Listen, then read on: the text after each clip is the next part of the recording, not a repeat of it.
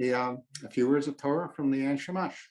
There are two poems here that are related, and one is called In and one is called Out. In, I tiptoe around the camp, watching where I step, surrounded by people, so many people.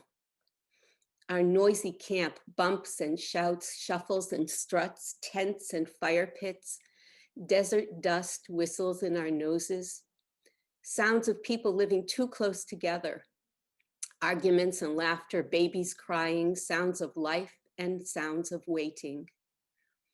We follow the fire, we follow the cloud, we are always ready to follow. Our lives are not simple. A multitude of rules to follow, so much to remember. These rules are heavy. They wear upon me. How we appear, our skin, our hair, our eyebrows, our eyelashes, where we step, what we touch, who not to embrace, what to avoid at all costs, action and waiting, in and out. By day, we must watch ourselves, by night as well. Our most personal moments follow a system that we must learn, abide by, and respect. Always my eyes are open.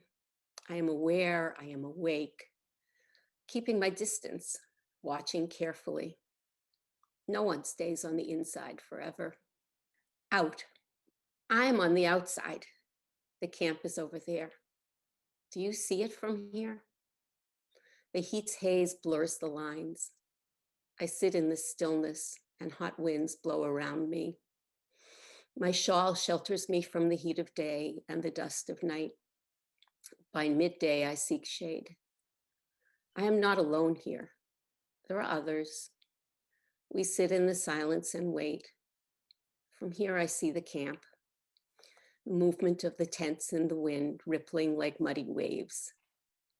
I see children running, the old sit, the young pace, always preparing, scurrying about, waiting to follow the cloud.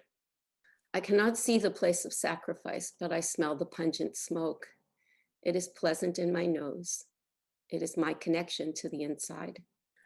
I am not idle as I sit under the blue sky, waiting for my status to change. My mind is active. The quiet brings me back to stories of crossings. In my mind, I can feel the cool waters on my feet. I know how it is to wander, to follow. I squint upwards as desert birds fly high above me. I picture my little brothers. I daydream about my return. I dream of my husband on the other side. I am patient. I wait. I create. In my heart, I know that life is a series of ins and outs. Sometimes we're on the inside and sometimes we're on the outside. Both have their time and place. Sometimes we give and sometimes we take. Sometimes we do and sometimes we watch. Sometimes we bruise and sometimes we heal. Sometimes we create and sometimes we just wait. And from Kohelet, a time for throwing stones and a time for gathering stones, a time for embracing and a time for shunning embraces. Thank you so much, Leann, for yet again helping us appreciate not just the power of being able to relate and empathize with being in and being out, but also an appreciation for what being in and out does to us and means to us.